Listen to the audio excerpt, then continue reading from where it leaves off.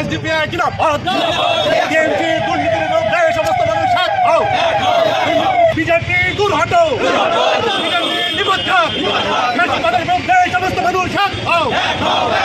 BJP দলটাকে বাঁচিয়ে রেখেছে কংগ্রেসের নেতারা। বিজেপিও সাম্প্রদায়িক দল এবং বিজেপিকে সম্পূর্ণরূপে সহযোগিতা করছে যে সমস্ত দলগুলো, তার মধ্যে নাম্বার 1 টিএমসি, নাম্বার 2 কংগ্রেস। আজকে বর্তমান গোটা দেশে বিজেপির যত নেতা আছে, আপনি যদি তার মধ্যে থেকে কংগ্রেসের নেতাগুলোকে বাদ দিয়ে দেন, তাহলে বিজেপি দলটাই উঠে যাবে।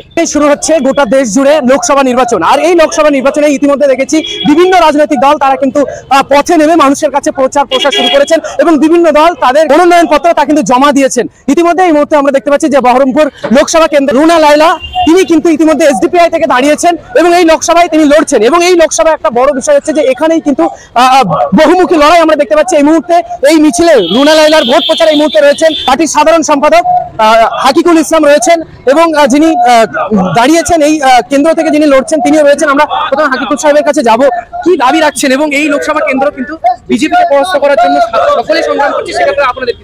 আমাদের ক্যান্ডিডেট রুনা লায়লা বহরমপুর কেন্দ্রে আজকে নমিনেশন ফাইল কমপ্লিট করলেন। আমরা জানি গোটা দেশে আজকে গণতন্ত্র বিপন্ন, দেশের ধর্মনিরপেক্ষতা আজকে ফ্যাসিবাদীদের হাতে হত্যা হতে চলেছে। আমাদের প্রথম থেকেই যে দেশের সংবিধানকে মজবুত করা, এদেশের গণতন্ত্র, এদেশের ধর্মনিরপেক্ষতাকে মজবুত করার লক্ষ্যে দেশে সামাজিক গণতন্ত্র প্রতিষ্ঠার দাবি নিয়ে social democratic party of India গত 15 বছর ধরে ভারতবর্ষের আনাচে কোনাচে বহু জায়গায় বহু আন্দোলনের মধ্যে দিয়ে উঠে এসেছে এই দল। আমরা জানি বহরমপুর যে কেন্দ্র, সেই কেন্দ্রে এখানের যারা নির্বাচিত সাংসদ দীর্ঘদিন ধরে আছেন, তারা বহরমপুরের খেটে খাওয়া শ্রমজীবী মানুষের আওয়াজ হয়ে কোনোদিনও সংসদে কোনো কথা বলেনি। আমাদের লড়াই মূলত বহরমপুর কেন্দ্রের খেটে খাওয়া সাধারণ শ্রমজীবী যারা সাধারণ মানুষ, তাদের হক পাইয়ে দেওয়ার জন্য, দেশের সংবিধানকে বাঁচানোর জন্য, দেশের গণতন্ত্রকে বাঁচানোর জন্য, এদেশের ধর্মনিরপেক্ষতাকে মজবুত করার জন্য। সেই উদ্দেশ্যে এ পলিটিক্যাল পার্টি আমাদের বহরমপুর লোকসভা কেন্দ্রে আমরা ক্যান্ডিডেট ফিক্স করেছি। আজকে প্রথম নমিনেশনের প্রথম ডে ছিল, আজকে আমরা নমিনেশন নেতৃত্ব শিখে তারা নেতৃত্ব দিচ্ছে। আজকে জ্যোতিরাদিত্য সিদ্ধা কোথায় থেকে নেতৃত্ব দিচ্ছে? বড় বড় নেতা, আপনি কার নাম করবো? সবগুলো নেতাই হচ্ছে কংগ্রেস থেকে উঠে আসা নেতা, বিজেপিতে গেছে। তো কংগ্রেস বিজেপির বিরুদ্ধে লড়ছে না। কতটা আশাবাদী?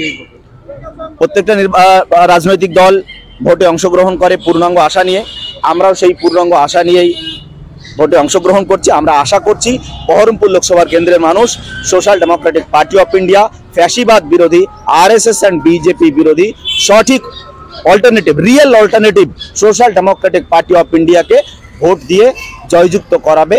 আমরা সম্পূর্ণরূপে আশাবাদী। তারা বলছেন যে আমরা সাম্প্রদায়িক শক্তিকে পরাস্ত করতে চাইছি, তাহলে সাম্প্রদায়িক শক্তি বলতে এখানে যাকে বোঝানো হয়েছে সেটা হচ্ছে বিজেপি। অন্যরা লুকিয়ে মুখ লুকিয়ে বলে, আমরা মুখ লুকিয়ে বলার লোক নয়, নেতা নয়। পরিষ্কার বলি যে দেশের সাম্প্রদায়িক যে সহিষ্ণুতা সেটাকে নষ্ট করেছে আরএসএস অ্যান্ড বিজেপি।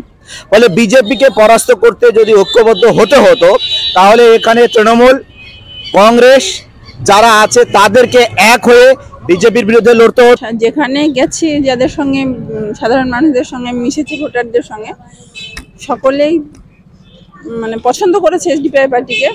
আমরা অনেকটাই আশাবাদী ভোট ভালোই পাওয়া যাবে বলে। রবীন্দ্রনাথের ভাষায় নানা ভাষা, নানা মত, নানা পরিধান, বিবিধের মাঝে দেখো মিলন মহান। আমরা এসডিপিআই পার্টি এতেই বিশ্বাস করি এবং এরকম আমরা সবাই হিন্দু, মুসলিম, শিখ, জৈন, পার্সি সবাই যেন মিলেমিশে থাকতে পারি।